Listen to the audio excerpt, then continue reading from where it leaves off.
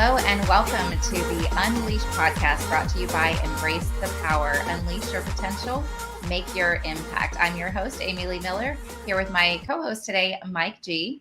And I am very excited to welcome a very special guest to the show, professional stand-up comedian, and also my good friend, Andy Pitz. Andy has been performing stand-up comedy. Welcome, Andy, since 1990, and his clean and engaging style has landed him spots on The Late Show with David Letterman, as well as numerous other television spots. Andy performs throughout the Northeast, and he is featured daily on Sirius XM radio. Andy, welcome to the show. How are you doing? Hey, thank you, Amy. I'm good, and I'm glad to be here. Thanks so much Andy. for having me on. Absolutely. It is always a treat to have the opportunity to talk with you. Of course, you are a very funny guy. I've seen you perform live. I love to laugh, just like everybody else. But I also really enjoy some of our conversations that we have had around personal growth and development.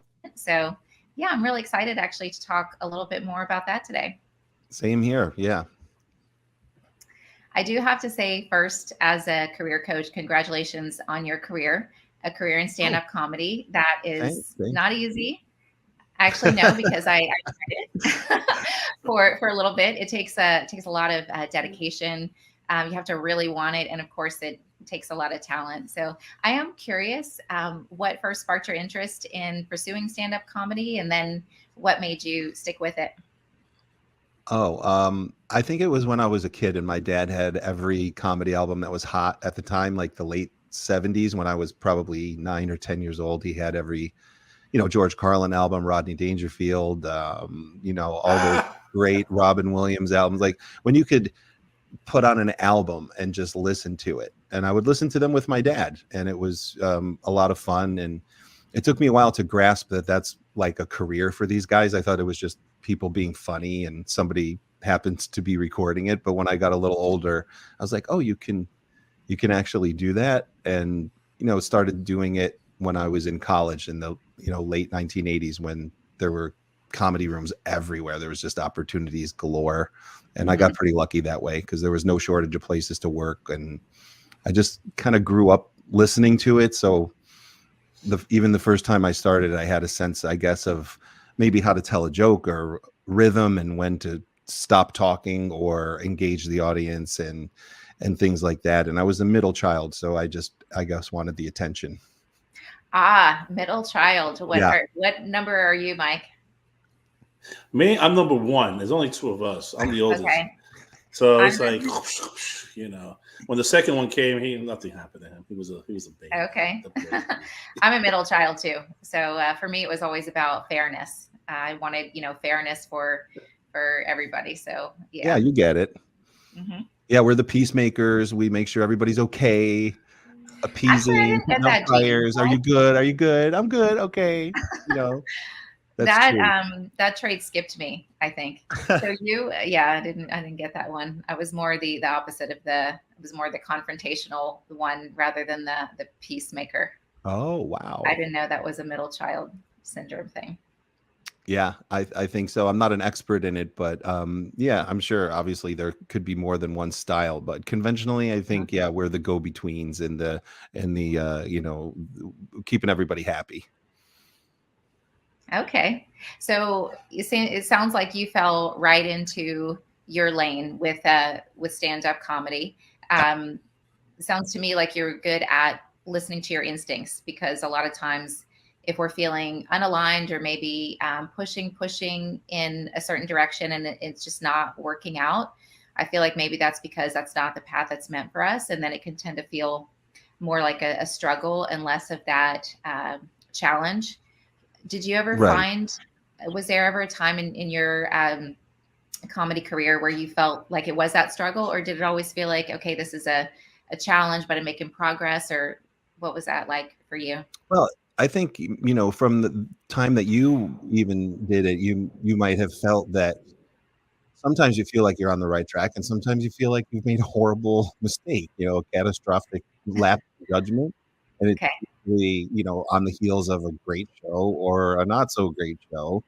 And the challenge, I think, is almost always there, at least maybe I think it should be, because I never wanted to be one of these.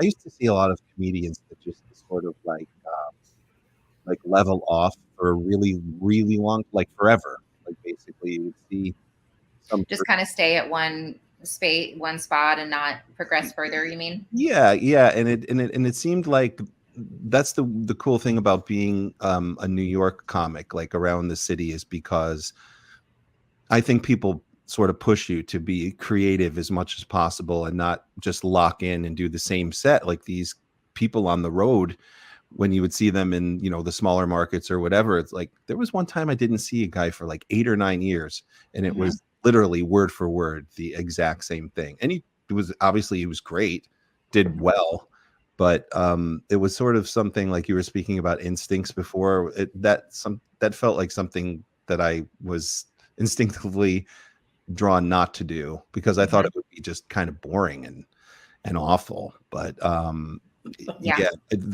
think the challenge is always there to sort of talk about what's happening in your life, deciding what to talk about, what not to talk about, to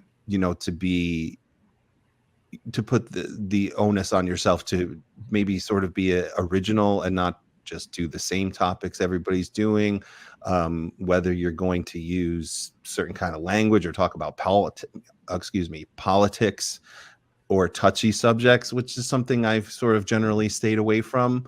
But yeah, it's sort of, I don't know, like almost any other career, it's never not challenging if that's the way you decide to do it. Frustrating, maybe sometimes, to the point where you gotta laugh at yourself. Challenge anymore, or what am I doing? That kind of stuff.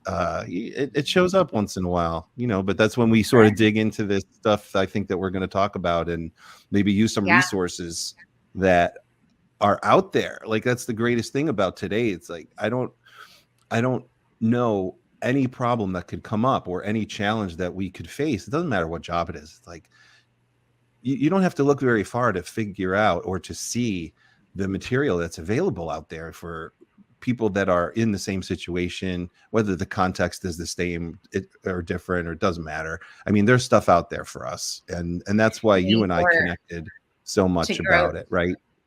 Stuff out there as far as for growth, personal development, overcoming a challenge, achieving a goal, resources. Yeah. And forgive me for not being like extremely hilarious in this podcast, but I do take this stuff kind of seriously. I love talking to people about it. I love to be funny, like on stage or in certain situations. But I think, I think from our emails back and forth and our phone conversations, we wanted this to sort of be focused on how the people that listen to this can also find some of the stuff that's out there, because you and I really look pretty hard for it. Absolutely. Yeah. It's great to be funny. I love laughing, like I shared, but I like serious conversations. I like conversations that help me grow. And we've had the pleasure of having some of those great conversations. One of which I would love for you to share a little bit about. There was an instrumental time that, or something that leveled your career, your comedy career up to the next level. And it was around, I want to hear more about a little bit about your mindset, the actions that you took and the mindset that helped you push to that next level, because it is part of the conversations that we've had about manifesting and ultimately achieving, what really excites you. Yeah. So I think it was back in 1997, I moved to New York, and I was with my girlfriend at the time, who became my wife, who's currently my ex-wife. But we both came to the city right from, like, she was just getting out of college in Buffalo. And in Buffalo, I got this weird day job. I didn't know what a multi-level marketing company was back then, but it turns out that it's what it was. And they sold environmentally responsible products like water filters and things like that. But anyway, everybody who got hired was basically mandated to read the book Think and Grow Rich by Napoleon Hill. Oh my gosh, that's amazing. I'm listening to that right now, audiobook. Love it. It all circles back. Like even videos that I watch that people are putting things out today, Yep. never fail to mention this book. Like, this is sort of like the bottom of the I was going to say pyramid, talking about the multi-level marketing, Right. but it's the base of a lot of the stuff that we see. So that was the one book, and I've never heard of it. I was turned off by the title of it. I'm like, think you grow rich, you'll be rich. And sounds a little boring. Yeah. Yeah. And it wasn't, I go, I'm not like that, man. I'm not materialistic, and it had nothing to do with that. And if people are listening to this, if you have not read this book yet, go get yourself a copy, because rich has nothing to do with money as it pertains to this book. Rich is a state of mind, an attitude.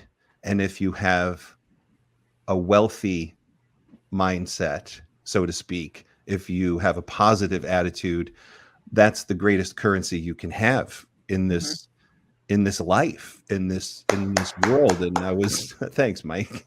The am I right? I mean, so it had nothing to do with cash. It had nothing. Right. Yeah, your mindset dictates your actions. And so there's, of course, law of attraction. We attract more of how we're feeling. But some of it's not one of those law of attraction tricks that people feel like, oh, law of attraction, I don't really get it, or I've got to trick my mind or whatever. Your mindset also, what you think and what you feel dictates your actions. If you believe that you can achieve, you're going to push harder. You're going to stick with it.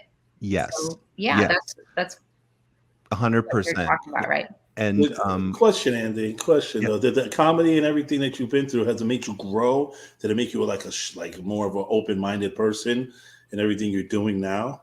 I think so. I think it's afforded me opportunity to meet, thousands of people from all walks of life that I wouldn't have met if I wasn't doing this job.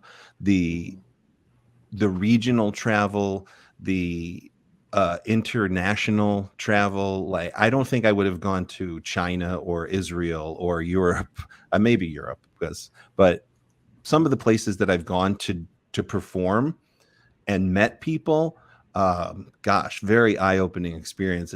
One interesting one was down in Florida. We were doing fundraising shows for an organization called the Innocence Project, and I'm not sure if you're familiar with it, but what they do is I've heard of it, but I don't know. Yeah.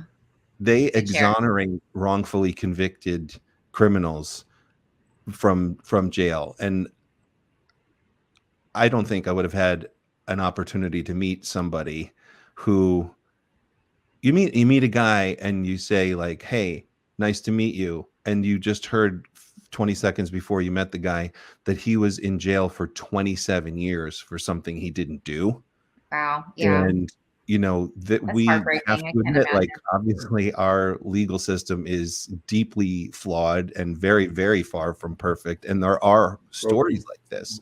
So, we were doing, like I said, fundraising for them. I got to meet people like that. And you're just like, wow. There are, people that like to come out. And this guy goes, well, I heard you guys were doing this show, and I know it's connected to the organization that got me my freedom again. And I wanted to come and say hello. Wow, that's amazing. Where are you going to meet somebody like that? Yeah. And as it relates back to the visualization or the attraction stuff that you mentioned before, like that's where I didn't last very long in that job that made me read that book. It was just awful. Maybe that's why you got that job, so that you would read the book and it would push you in absolutely the right direction and open things up for you. So I brought the book with me to New York, and I don't know, you want me to tell like a little encapsulated version, I think, because we were doing this on our prep call. I decided I didn't want to be a salesman. I was embarking on this career in comedy, and I was already good, like a good 8 or 9 years in, and I was doing okay. I was getting work, whatever, but I was sort of not really goal setting or anything exciting. So I decided to use what I learned in that book. And I literally made note cards with what I wanted. And what I wanted was to appear on either the David Letterman show or the Conan O'Brien show, which were both based in New York at the time. I said, I am doing this. And I pictured myself doing it. I, immersed myself, just like the book will tell you how to do this, but just to pretend like you've already done it. And that sort of mindset, and I guess whole body set, puts out what comes back to you, and vice versa. Like you match with it, like you match with what you want. And all of a sudden, a year and a half later, I was living what I was visualizing. And it just was a mind-blowing experience, because I was definitely nothing special. I mean, I was okay as a comedian, but it was sort of like, I heard from several people, they were just like, gosh, you came out of nowhere, man. Like, how did you get That's this? so How did you do this? amazing. I was like, well, I know I sort of came out of nowhere. I wasn't like, somebody that was like hot or a rising star that had a lot of attention. This was like before the internet. So I didn't have a lot of followers. There was no such thing as that. Right. I was just a guy that was grinding it out in the clubs. But the whole time that I was doing it for years around New York, I just had my mind on this goal. And we are goal-oriented creatures. Like that's what sets us apart from a lot of other creatures, is we can say, this is what I would like to do. This is what would make me happy. This is what I can do to contribute to the happiness of other people. So it's really what makes it you happy. Yeah. And the universe will reward you for that. And I know I used to think it sounded weird. I used to not like when people talk like that, but it's true. It's true. It's funny. I used to be made fun of talking like that, because to me, my mindset is, if you can visualize, you can do it. If you can make it in New York, you can make it anywhere. It's just, you got to keep it going, keep it going, fight against the negative, go with the positive, and just the naysayers. Right. No, and there will be plenty of it. It's never. Oh, absolutely. So there's no such thing as a straight line to it. Obviously, there's going to be setbacks. There were a lot of bumps in the road, so to speak. And with the focus on the goal, with the goal in mind, those things become like, you're like a car that has shock absorbers. You feel it. Yeah. You feel the bumps, but they don't send you going off the road. Yes, because your why. Where you are. You're going forward, and you're still able to.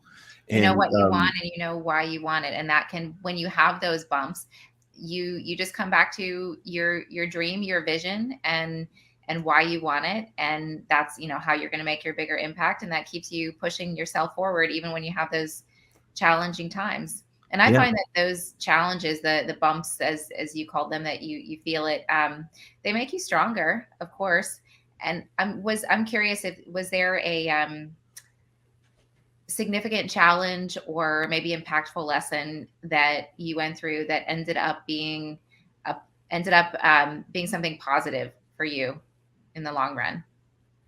Let me see if I understand your question. Like a setback that turned out to be to serve you later. Oh gosh.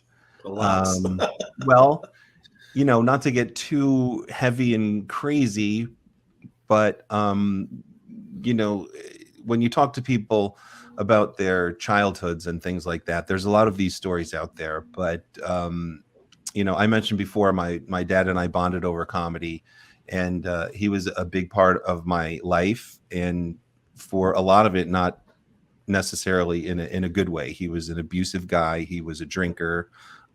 He always had a job. He was responsible. He was a school teacher, but he was not a very happy person. And a lot of that came down on me in the form of physical abuse and emotional abuse, probably from the time I was like 5 until like 15 or 16. And these are things that become, when you're talking about trauma and psychological abuse, that kind of stuff. I didn't realize at the time how long it would stick with me, and how much it would be a prism of how I saw the entire world. Absolutely. So when I started to wake up to the fact that you can't just, because I tried, you guys, I tried to just be be tough and ignore it and said, hey, that was my past and it's not around anymore. But that stuff sticks with you. And as I got older and I started to have experiences that people noticed, they were like, you are showing signs of this. You need to get help. Whether it was a therapist or some older friends that were wiser, the universal feedback that I was getting was that there were some deep underlying issues. Like, you just can't ignore this anymore. Yeah. So the reason I would say that is maybe turned into a positive thing was that I no longer judge people for, that's right. that's my statement, because we've seen the memes, we've seen the calendars and the magnets and the things that, you never know what somebody's going through. Like, be kind people. You have no idea what this person has dealt with in their past or even that day. And to assume that if you look at someone and you say, oh boy, they must have a great life, it's not always like that. Yeah, you never know what happens in the back of the door, behind closed doors, as they say. Sure. And I'm with you on that. I was raised with military people, just to share something with you guys as well. Don't show fear. Don't show emotions. Yeah, it's right. like, it's like, be a man. But getting older is like, it's kind of draining. It's really draining to That's why older men start to show their emotions. I've seen that with my father, my stepfather, and my paternal grandfather. My maternal grandfather, he's always been very expressive and emotive. So ironically, maybe not ironically, but interestingly, I've never seen him cry. But the other men in my family that held everything in, as they get older, they're very emotional and will, cry out of, joy or pride. And it's it can be a real challenge for men, I find, to be able to, because you guys are trying to be strong, want to complain, but when we don't acknowledge our emotions, we can run into a lot of challenges. And actually acknowledging our emotions, what we're feeling, doing that deeper work, that's strength, that's vulnerability, and that's some of the hardest work that we'll ever do. Did you find that, Andy? Yeah, for sure. And especially having a daughter who's almost 11, she says things to me like, "Are you crying?" Like, all the time. Are you crying? And she seems to notice what and it's 9 times out of 10, it's happiness. I'm proud of her, and things are good, and I can feel. I guess I'm I never thought of myself like that, but I'm an easy cry. I'm an easy laugh. I'm an easy cry. I'm an easy whatever. Don't good. like holding things in anymore. I don't like it because there were all sorts of, I ended up with diverticulitis, other stomach problems. I actually got an inflamed pancreas one time. I got pancreatitis, and it was nothing other than emotional stuff that was going on in my life. Like, I checked into the hospital with, an inflamed pancreas, which is, by the way, the most painful thing that can happen to somebody besides having a snapped femur. I've heard. It was painful. And they just kept hammering me with this, like, are you a drinker? When was the last time you had a drink? And I was like, nah, I'm not a drinker. I hadn't had anything in, weeks. And they were like, well, this is sort of like, pancreatitis doesn't really happen unless. I go, well, my best friend of 30 years had passed away suddenly, like 2 weeks before. I was slated to go with, he was married to a cousin of mine. And we were going back to London, where they lived, to clean out the flat and do this other, a lot of other things going on. And I think it just sort of, I was doing that thing that we were talking about. I was like, no, I can do it. Don't worry. It doesn't bother me. I'll get it done. Don't you worry. Everybody count on Andy. Don't worry. And boom, in the hospital. And I remember it was when my daughter was in kindergarten, like, her whole class made me get well cards, and it was just an experience I'll never forget, because I said, I'm never going to let this happen to me again. and Okay. throughout with meditation and exercise and other ways of taking care of ourselves. Like you can't take care of anybody else if you are not taking care of yourself. So 100% is never selfish to invest in yourself, because the more full you are, you're going to be able to give that to others. But also, going back to what we're talking about, how we treat others, how we're feeling, projection. So we got to build ourselves up and take good care of ourselves. Like you were saying, you never know what somebody else is going through. I feel like people that we're all the time broadcasting like a big sign on our forehead, how we're feeling inside based on our interactions with others. So the best investment you can ever make is in yourself. Yeah. And I want those interactions to be pleasant, and I want the interactions with myself to be pleasant. I don't want to be, constantly beating myself up or reprimanding myself for ignoring what I need to do to be good, to be okay. Yeah. Do you take the comment as an escape though, as to let it all out in comedy and on stage and stuff like that? So I think I have felt that way. I'm not sure if it's like the biggest thing that I use it for. I mean, it's just now it's my job, and it's one of those jobs that is sort of a way of life. So everything comes through there. Like comedy is a release. It's a way to make money. It's a way to travel. It's a way to meet people. It's a way to live. So comedy means basically everything. I mean, I'm starting my 33rd year in it. So, I mean, it's even hard to remember all the great experiences and all the not so great. I mean, there are a couple, of course, that stand out. But yeah, Mike, there's been times where I would get to a club and be just like, God, I don't want to be here. But I was at home thinking I should go because I know how I'm going to feel when I'm done.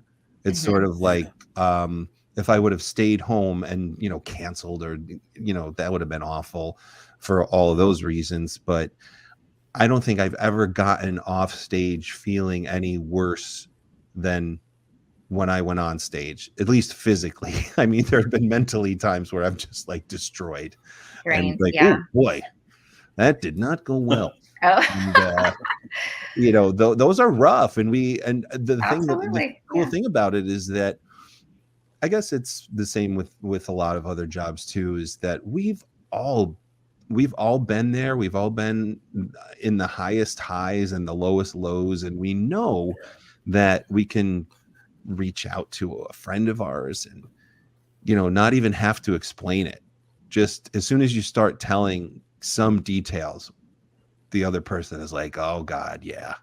And people are there for you. It's hard. It's hard to reach out to the people sometimes because I love it when people tell you, I don't know what to say. I don't know what to tell you. I'm like, oh, thanks. I've been sitting here talking to you 10 minutes. That's the best thing you tell me. I don't know what to tell you. I guess it helps a little. Often.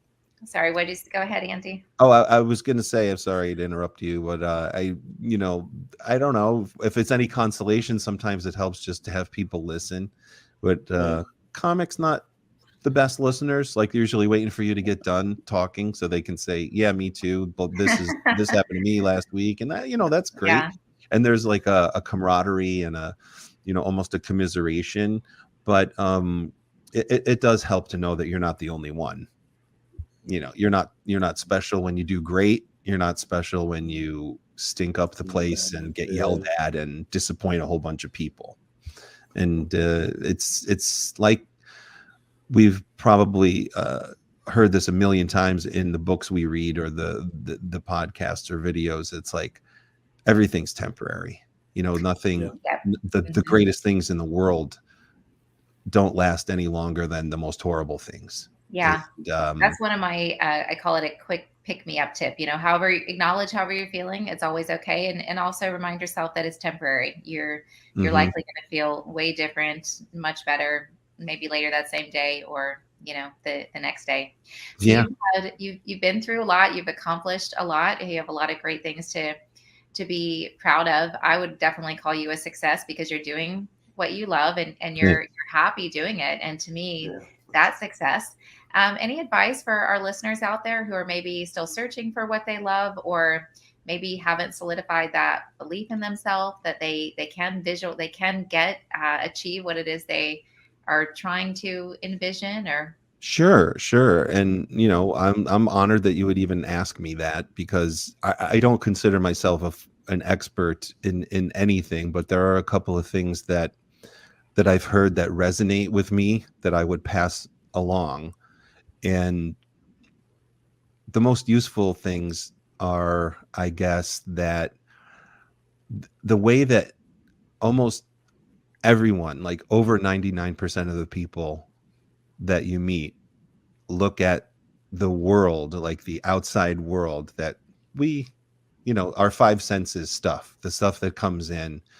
I think most people are conditioned to see that outside world as what is affecting us and what is guiding us and what is sort of like bossing us around. Like we're at the whim of the outside, our circumstances, our life, our situations. Like it's like, how are you? Well, things suck because this is going wrong and this is going wrong and that's going wrong. Well, or how is everything? It's great. I'm pointing outside and saying that's good, and that's good. And what I want to try to get across is that when I'm the happiest and when I'm the most effective is when I remember that the outside is the result of what's going on in here 100%. and in here. So like good. It's not it like I make that outside first. Yeah. And it shows up. Yep. And I think that's almost the complete reverse of what most of us, unfortunately, are conditioned to think. Like as we go through life, life sucks. Mondays. Oh, and that can be shit like that. Such a good point that you made right there. And a lot of I think a lot of people will keep that mindset because it's hard to take responsibility for ourselves and say, oh, how could this be my fault? This person treated me this way. It's their fault, or nothing ever works out for me. But the power in accepting responsibility for ourselves and for our state and for our life is that we have the power to change it. We know, and when you accept that responsibility, that you are the one that has created your circumstances, then you realize the power in that. That's true self-empowerment. Well, if I don't like my circumstances, I can create them. I have that power. That's right. Exactly what you're saying. That's awesome. It's been said, I don't know if I'll butcher it or I'll nail it, but they say, the good news is that it's all up to you. The bad news is that it's all up to you. It's sort of like you were saying, like, gosh, it's a huge responsibility, but what else is there to life? I mean, we can't, and it does work out for some people who just sort of like go with the flow and like, oh yeah, but I don't consider myself that lucky that I'm going to leave it up to fate or circumstances or luck or determinism or whatever. I want to have a more active role, and my goal is to try to be as close to 100% of that with that as I can. And that's something that I'm shooting for. It's my inspiration, so to speak. Like there's millions of opportunities every day that I need to remind myself, like, oh, I'm not gonna let myself go this way. I have to stay what I know is the responsible way, like you put it, like the self taking responsibility for yourself, empowering yourself, and I think that's also Thank you so much for sharing that and for sharing that with our listeners. Hopefully that'll inspire somebody out there who needs to hear that. But yeah, it is our responsibility to invest in ourselves and take responsibility for ourselves if we're not happy, because that's what we're going to be sharing with the world. So anyhow, thank you so much, Andy. It has been such a pleasure as always to talk with you. And I was just really excited to get some of your knowledge in this platform where we can share it with our listeners. So sure. On the show. I'm so flattered and, very appreciative that you asked me and that you showed up in my life when you did, through a couple mutual friends of ours. And I look forward to having meatballs on the street again. Me too. And more inspirational conversations. So thank you again, Andy. That would be great. Thank you to our listeners for tuning in. If you are interested in checking out some more motivational content, you can check out my book, Where's My Mustard? How to Let Go, Attract, and Achieve a Quest to Self-Empowerment. Don't forget to subscribe to the channel and definitely check out Mike G and Vince Buggs on their Embrace the Power podcast for more inspirational interviews. And you can also find me on YouTube at Amy Lee Miller Coaching. And it's been great, guys. Thanks so much. And until next time, meeting you, stay Andy. curious. And good luck on your shows. And let's keep it moving, man. Yeah, thanks, Mike. Best to you too. It was a pleasure connecting with you on this. Thanks, Amy, for Until the next time. You got to come back. Of course.